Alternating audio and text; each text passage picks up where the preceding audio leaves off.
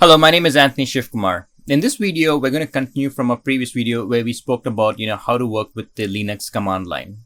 We're going to focus on three main programs today. We're going to focus on using Alias. We're going to focus on creating path variables and, using certain environmental variables for Bash, and also creating a small little script that each time you start your script editor like Bash or a terminal is able to, extract some default settings so that you're always good to go from, if you want to have some certain variables, you want to set some certain paths, it's able to pick up each time you start the terminal. So let's, break that down and make sense of what I just spoke about. Okay, so the first thing we want to focus on is basically environmental variables. So if I click in print env, it'll show you all the environmental variables that are currently there in your Bash terminal. Now, the ones that we're really going to be focusing on, especially in today's video, is going to be path. But the things that I generally use or is necessary for me to know, especially when you're being a C or C++ programmer, is to know what compiler your system is going to use when you type in C. When you compile your code, you want to know where's your library path and your link library path. So one is, fetched during runtime and one is fetched during execution. So that's really it. And so let's get started. So the first thing we want to do is basically start to create something called as, so I'm just going to basically removing a particular folder. And what I'm going to do right now is I am going to create a small little folder. So I'm going to click make directory script, script, all right, and mkdir. And what I want to do is I want to basically create the script that allows me to, so I'm going to click touch test.sh, and I just want to execute the script. So I'm just going to say this script is going to click allow, and we're going to say, this is a script to run. Something as simple as that. Now, when you create a script like this, a very simple script, you need to make it executable. So if I do an alrt, it basically tells me that this particular file that we just created has got only read-write access, and is read access. So we want to make it an executable. So in order for that, we need to basically click chmod +x makes it executable, and then I put in test.sh. So now when I do an ls/alrt, it basically tells me, oh, now we have read-write access and executable access, read-write executable access, and the last user has got read and executable access. So now when I run it, it says this is a script to run, so it's executable. Now, what if I go to another directory and I want to run the script? So now when I click test.sh, it's still able to pick it up. And the reason why it's able to pick it up is because in my environmental variables, if I click echo/path, I have set this to home/and/script. So if I go to my script directory and I click present working directory, I am able to basically use that executable or that script basically. It's not an executable, it's a script.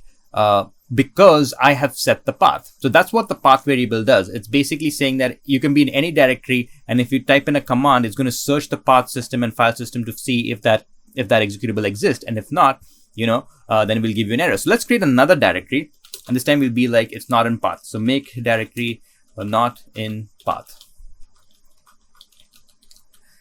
to really make us get a sense of how how paths can help you access any file or script that you want from any directory. So make directory not in path. We go to not in path, and then we're going to create test.sh, say test path, test not in path .sh, and in here we're going to do the same thing, echo I am not in path, please add me to the path of executables. All right. And now again, when you create a script, what we're going to do is we're going to do chmod. We're going to make this executable. We're going to put test not in path. And when I'm in the current directory, when I'm in the directory that it's there, I can just click and execute it. It will basically run. But if I go to a root directory or another directory, and then when I click in, say, test not in path.sh,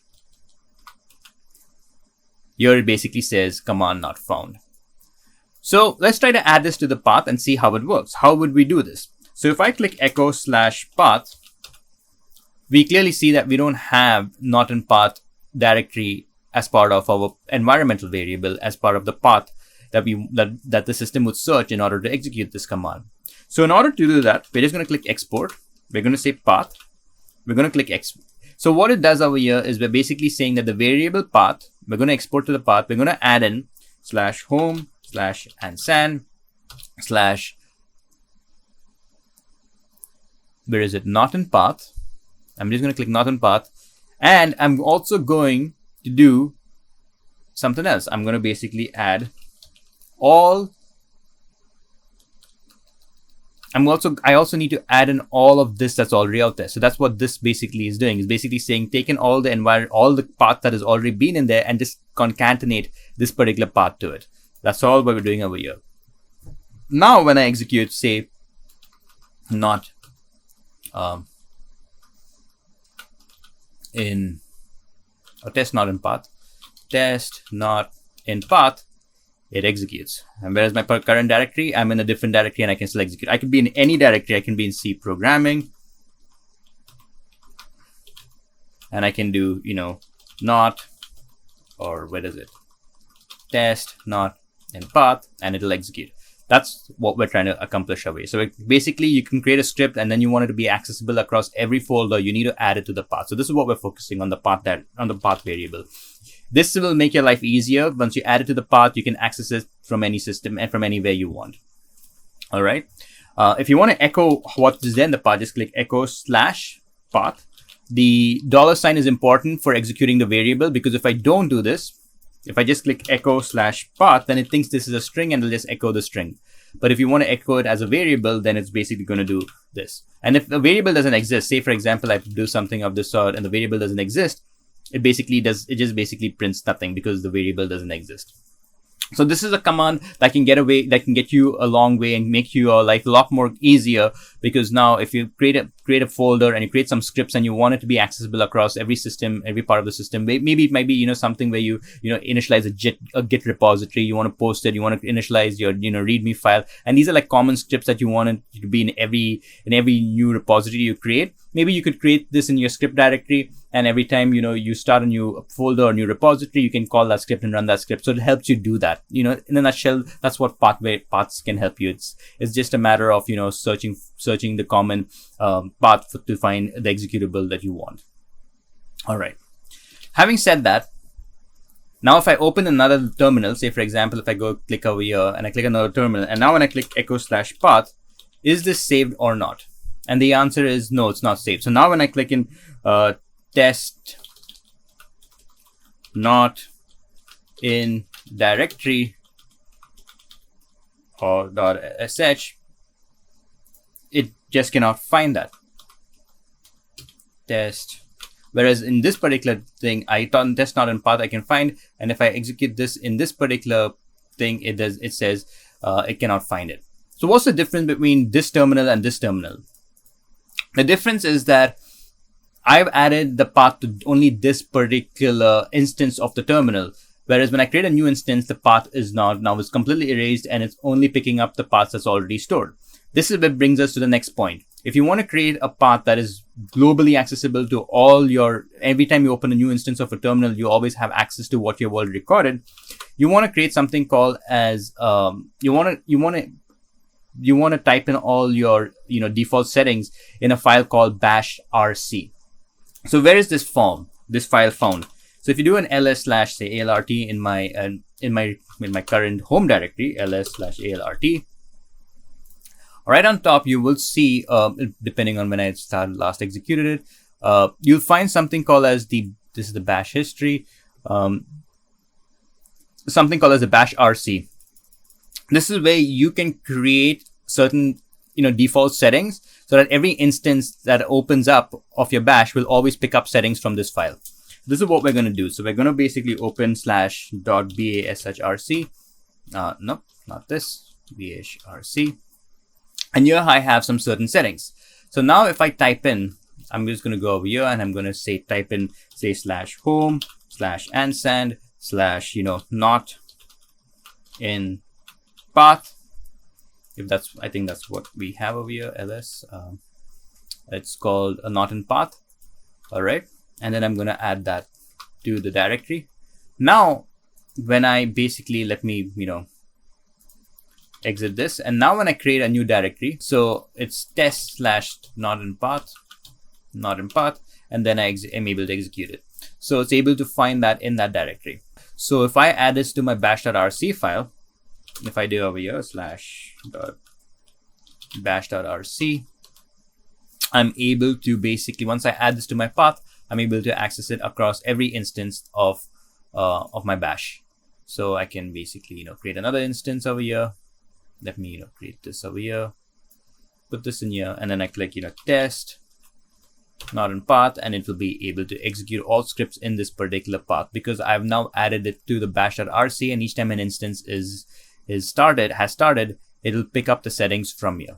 I also have other settings like LD library path, as I mentioned. These are the tools that I use. That's the reason why I have them. These are the variables that I use in order for me to compile certain things. But that's about it. And last but not the least, so we've spoken a little bit about what are path variables. We've spoken about the bashrc so that every instance can use, your new setting. And last, what we wanted to focus on is something called as alias. Now, in alias, if I basically go to vi.alias, so I'm just going to clean up my screen over here. I'm going to click exit. So exit basically deletes my terminal. Okay. Similar to what bashrc does, we have something called as alias. And alias in this particular case allows me to execute certain commands that, that are shortcuts. So instead of going to cd home directory programs, if I type in programs, it takes me to program. If I want to go to the software code, I can just click software. If I want to just go to my clients, I can click clients because I have this as alias. So I basically, I've created these small little commands that allow me to execute, all of these things in there. If I want to, SSH to my Amazon account, which is my Amazon EC2, I would have to, every time I do this, I technically have to type in SSH, put in my IP address, put in the PEM file, and and log in. Can be a very, tedious thing to type. But if I just type in Amazon, it automatically, is able to sign me into my EC2 instance because I have already set the alias to execute this command. That's what aliases do. So in order for you to do an alias, let's create one over here. I'm going to create an alias. Basically, click. So you type an alias, and we're going to say enter. We're just going to click node directory since we already created this node directory. And I'm going to basically say, cd to /home/ansand/ what was the thing that we did? The directory that we created the directory called what was it? Not in path. All right, so we're going to go to cd not in path. I'm going to click W. I'm going to save this. In order for me to use alias, I go to source alias. So I can just basically click source /.alias. So it's basically picking up this new version of the alias that we did. And now when I just click no dir, it takes me to this path because now it's executing that alias. So alias is a great if you want to, execute certain commands, as I mentioned, things like SSHing into, my Amazon instance, or, starting my MongoDB server, or setting up my, mounting certain paths and drives into my system, or, just having shortcuts to go into very common libraries that I go in very, all the time. I just want to, just type in a letter and it'll take me to that directory. So stuff like that, aliases can really help you a lot. So that's what we have learned today. We have learned how to set up your, what are paths and how you set up your own path, how to, use your bashrc to create your environmental variable so that it's safe, so that every instance of your terminal is always using the latest version, or the latest is always using the path variables or your certain common variables that you wanted to use. And lastly, we spoke about aliases, which allows you to take in big commands, and make a shorter version of them that will execute, so that you don't have to type everything all the time and just execute, just type in that word or that letter and it'll execute the command that is described in the alias. And that's all there is for today, and I hope you enjoyed it. Please do subscribe, it helps me a lot. Do like the video, and share your comments, if this was something that was useful, if it wasn't, and and if there's something else you want to learn about, how to work with the terminal, do share your comments. And until next time, please do take care.